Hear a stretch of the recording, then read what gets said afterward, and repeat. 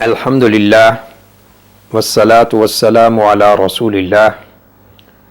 وعلی آلہ وصحبہ وسلم تسلیما کثیرا اما بعد فاعوذ باللہ من الشیطان الرجیم بسم اللہ الرحمن الرحیم قل لن یصیبنا الا ما كتب اللہ لنا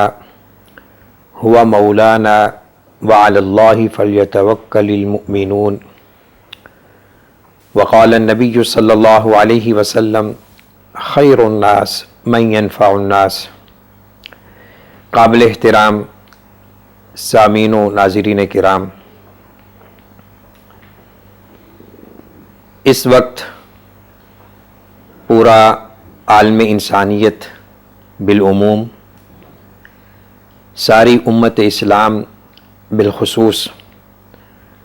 اور وطن عزیز پاکستان بالاخص جن کربناک، المناک،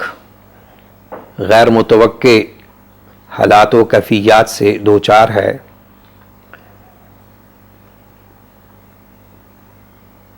سب کے لیے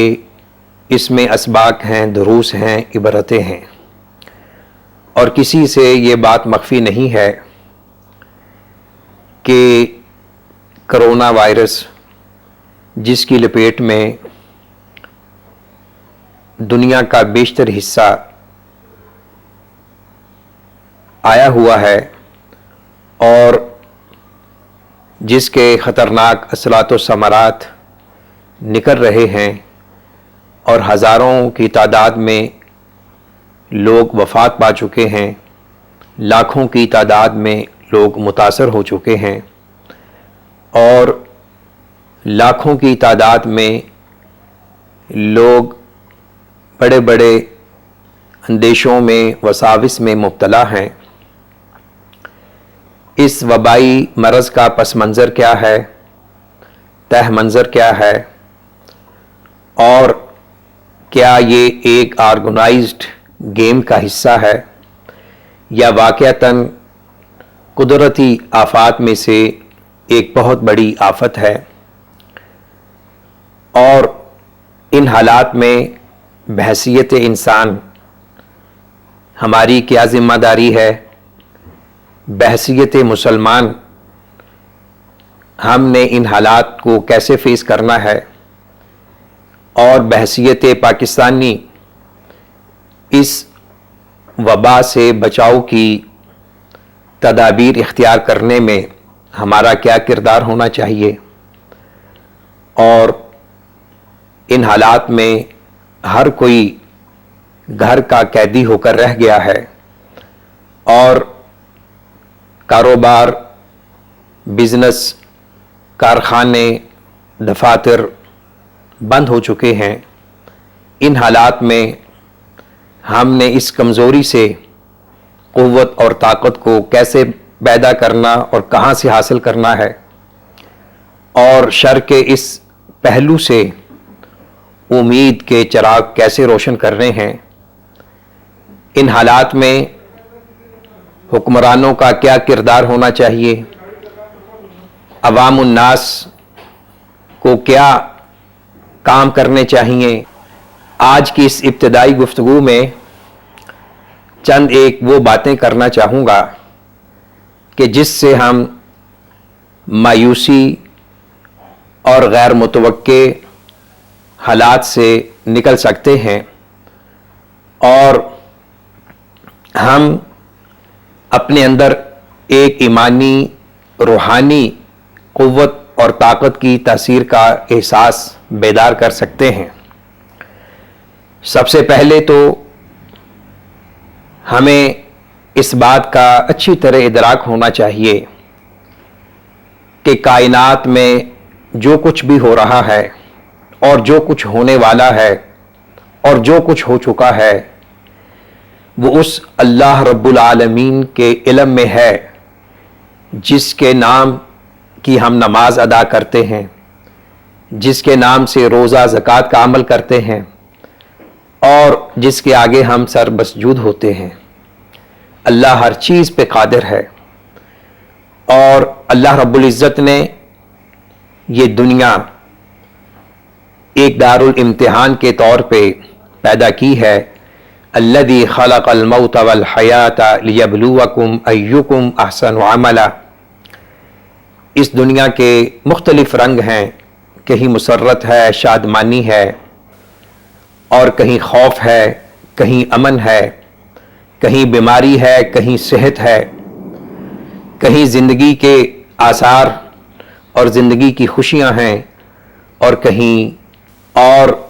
وفات کے المناک کربناک مناظر ہیں. ہر دو حالت میں بندہ مومن کو یہ سامنے رکھنا چاہیے کہ میں اپنے رب کو کیسے خوش رکھ سکتا ہوں. اور انسان من حیث الانسان اور مسلمان من حیث المسلمان، اس کے لیے ضروری ہے کہ وہ اس قسم کے واقعات سے عبرت حاصل کرے. ایک بہت بڑی عبرت جو ہر ایک حاصل کر رہا ہے اور حاصل کرنی چاہیے وہ یہ ہے، یہ ادراک ہو رہا ہے، محسوس ہو رہا ہے بڑی اچھے انداز میں کہ اس کائنات کا ایک خالق مالک ہے، وہ بے حساب و کتاب طاقتوں اور قوتوں کا مالک ہے. اس کی قدرت کاملہ کے سامنے انسان بے بس اور لاچار ہے. اسی اللہ کو ہم مانتے ہیں اور اسی کو ماننا چاہیے کہ یہ آفت، اسے ٹالنے والا وہی ذات ہے، وہی اللہ ہے جو آسمانوں میں ہے. زمین کے وسائل، زمین کے اسباب ختم ہو چکے ہیں. اب ضرورت اس بات کی ہے مخلوق اپنے خالق کے ساتھ جڑ جائے، اور اللہ رب العالمین نے مالک ارض و سما نے جس مقصد کی خاطر ہمیں دنیا میں بھیجا تھا اس مقصد کو یاد کیا جائے اور اس کے حصول کے لیے تگ و دو کی جائے. اور وہ مقصد ہے عبادت، اللہ رب العزت کو خوش کرنا. وما خلقت الجن والانس الا لیعبدون. تاریخ انسانیت کا مطالعہ عموماً اور آسمانی مذاہب، الہامی ادیان کا مطالعہ یہ ہمیں بتلاتا ہے کہ انسانیت کی فلاح و بہبود اسی میں ہے کہ وہ اپنے خالق کے ساتھ جڑ جائے، اس کی عبادت کرے. اور اللہ نے انسان کو زندگی گزارنے کا جو دستور حیات عطا کیا ہے کتاب و سنت کی روشنی میں، اسے فالو کرے اور اللہ کی مخلوق کی خدمت کرے. اللہ رب العزت سے دعا ہے اللہ تعالی ہمارے حال پہ رحم فرمائے. اے اللہ ہمارے گناہوں کو ہم سے دور کر دے، ہمارے گناہوں کو معاف فرمائے اور ہمیں ایمان، امن، اسلام، سلامتی والی زندگی عطا فرمائے. ہم دوسروں کے لیے خیر خواہ ثابت ہوں. وآخر دعوانا ان الحمد للہ رب العالمین.